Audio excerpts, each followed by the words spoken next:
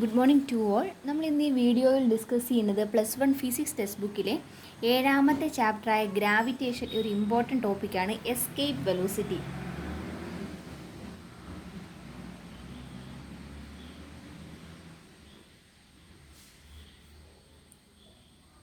ഇത് എർത്തിൻ്റെ സർഫസ് ആണെന്ന് കരുതുക. ഇതിൻ്റെ റേഡിയസ് ആണ് ക്യാപിറ്റൽ ലെറ്റർ R വെച്ച് നമ്മൾ റെപ്രസെൻ്റ് ചെയ്തിരിക്കുന്നത്. അങ്ങനെയാണെങ്കിൽ ഗ്രാവിറ്റേഷണൽ ഫീൽഡ് എന്താണെന്ന് നമ്മൾ ഇതിന് മുന്നിലുള്ളൊരു വീഡിയോയിൽ പറഞ്ഞിരുന്നു. ഈ ഗ്രാവിറ്റേഷണൽ ഫീൽഡിൽ നിന്നുകൊണ്ട് ഒരാൾ എന്തെങ്കിലും ഒരു കല്ലെടുത്ത് മുകളിലേക്ക് എറിഞ്ഞു കഴിഞ്ഞാൽ നേരെ തിരികെ താഴേക്ക് വന്ന് സർഫസിലേക്ക് തന്നെ വന്ന് വീഴും. അതിൻ്റെ കാരണം നമ്മൾ പഠിച്ചിട്ടുണ്ട്, എർത്തിൻ്റെ ഗ്രാവിറ്റിയാണ്. ആ ഗ്രാവിറ്റി എവിടം വരെയേ ഉള്ളൂ? ഈ ഗ്രാവിറ്റേഷണൽ ഫീൽഡ് വരെയേ ഉള്ളൂ ആക്ട് ചെയ്യുന്നുള്ളൂ എന്നാണ് നമ്മൾ ഓൾറെഡി പറഞ്ഞിരിക്കുന്നത്.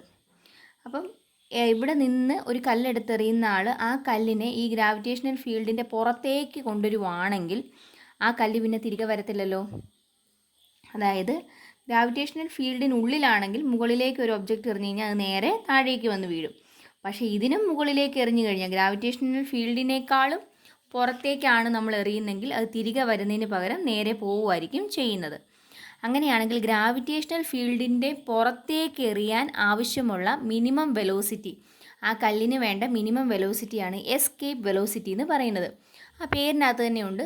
എർത്തിൻ്റെ ഗ്രാവിറ്റേഷണൽ ഫീൽഡിൽ നിന്നും എസ്കേപ്പ് ചെയ്ത് രക്ഷപ്പെട്ട് പുറത്തു പോകാനുള്ള ആ മിനിമം വെലോസിറ്റിയാണ് എസ്കേപ്പ് വെലോസിറ്റി എന്ന് വിളിക്കുന്നത്.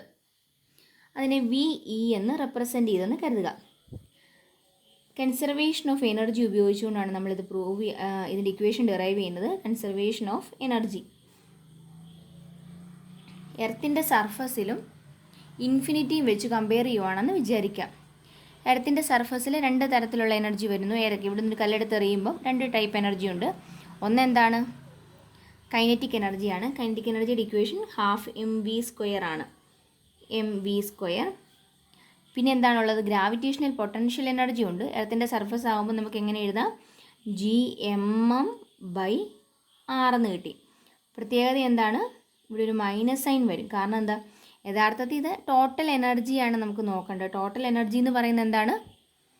ഇവിടെ പ്ലസ് ചെയ്യണം. പക്ഷേ ഗ്രാവിറ്റേഷണൽ പൊട്ടൻഷ്യൽ എനർജിക്കകത്തൊരു മൈനസ് ഉള്ളതുകൊണ്ടാണ് ഇവിടെ മൈനസ് വന്നിരിക്കുന്നത്. വിച്ച് ഈസ് ഈക്വൽ ടു ഇൻഫിനിറ്റിയിൽ ഉള്ള പൊട്ടൻഷ്യൽ എനർജി എത്രയാണ്? 0 ആണ്. കൈനറ്റിക് എനർജി 0 ആണ്. So which is equal to 0 എന്ന് കൊടുക്കാം. ഇനി ഇതിൽ നിന്നും ½ ഈസ് ഈക്വൽ ടു Gmm/r എന്ന് കിട്ടി. ഇതിൽ നിന്ന് ഈ എമ്മും കൂടെ കട്ട് ചെയ്ത് കളഞ്ഞു. മിച്ചം എന്ത് വരും? v² is equal to 2Gm/r എന്ന് കിട്ടി. നമ്മൾ എസ്കേപ്പ് വെലോസിറ്റിയാണ്. സോ സഫിക്സ് ആയിട്ട് E എന്നിട്ട് കൊടുക്കാം, എസ്കേപ്പ് എന്ന് കാണിക്കാൻ വേണ്ടി. ഇനി ഇതിൽ നിന്നും VE എന്തായിരിക്കും? √2Gm/r എന്ന് കിട്ടി. എസ്കേപ്പ് വെലോസിറ്റിയുടെ ഒരു ഇക്വേഷൻ ഇതാണ്.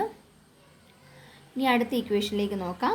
നമ്മൾ ഓൾറെഡി ഗ്രാവിറ്റി പഠിച്ചപ്പോഴത്തേനും പറഞ്ഞിരുന്നു. ആക്സിലറേഷൻ ഡ്യൂ ടു ഗ്രാവിറ്റി പഠിച്ചപ്പോൾ പറഞ്ഞൊരു ഇക്വേഷനാണ് G is equal to Gm/r² എന്നുള്ളത്. Gm/r². അതിൽ നിന്നും Gm ഈസ് ഈക്വൽ ടു എന്തെന്ന് എഴുതാം? gr² എന്ന് എഴുതാം. അങ്ങനെയാണെങ്കിൽ ഈ Gmൻ്റെ സ്ഥാനത്ത് ഈ gr² ഇട്ട് കൊടുക്കാമല്ലോ. അപ്പോഴെന്ത് വരും? √2Gr²/r എന്ന് കിട്ടി.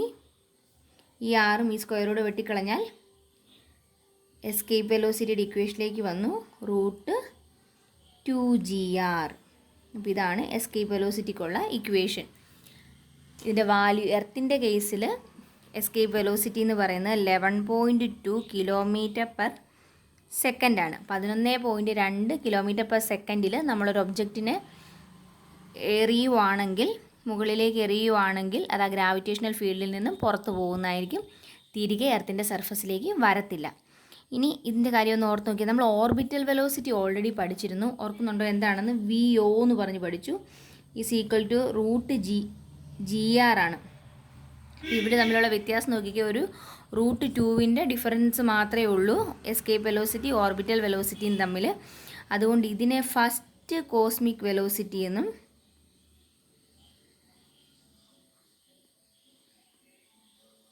എസ്കേപ്പ് വെലോസിറ്റിനെ സെക്കൻഡ് കോസ്മിക് വെലോസിറ്റി എന്നും വിളിക്കുന്നു.